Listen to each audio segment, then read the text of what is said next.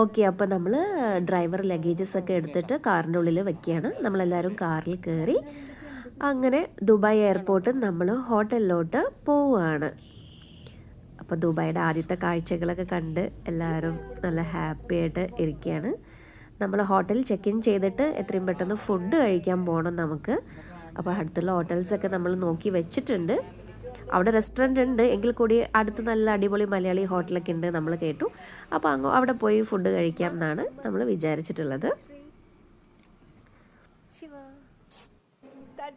അങ്ങനെ നമ്മൾ ഹോട്ടലിലെത്തി. ഒരു തലശ്ശേരിക്കാരുടെ അടിപൊളി റെസ്റ്റോറൻ്റ് ആണ്. ബർദുബായിൽ തന്നെ നമ്മൾ താമസിക്കാൻ പോകുന്ന ഹോട്ടലിൻ്റെ അടുത്തുള്ള ഒരു റെസ്റ്റോറൻ്റ് ആണിത്. അങ്ങനെ നമ്മൾ ഫുഡൊക്കെ ഓർഡർ ചെയ്തു. കുറേ പേര് ചിക്കൻ ബിരിയാണിയാണ് ഓർഡർ ചെയ്തത്.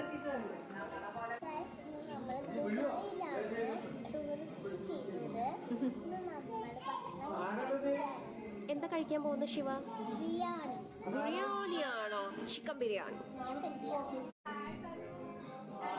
തനു ഭയങ്കര ഹാപ്പിയാണ്. അവൾക്ക് ഇച്ചിരി ഫുഡൊക്കെ കിട്ടി. അപ്പൊ ക്ഷീണം മാറി കളിക്കും.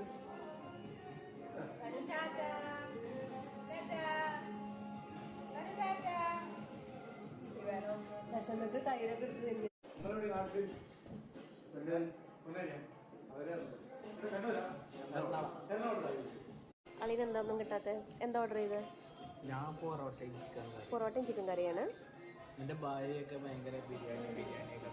അളിയൻ നമ്മളെല്ലാവരും കഴിക്കില്ല. വേറെ തന്നെ സ്പെഷ്യൽ ഓർഡർ ചെയ്യും. ഇതാരാണ് ബർദുബായിലൂടെ നടക്കുന്നത് നോക്കിയേ. ബർദുബായിൽ വരേണ്ടതുള്ളത്.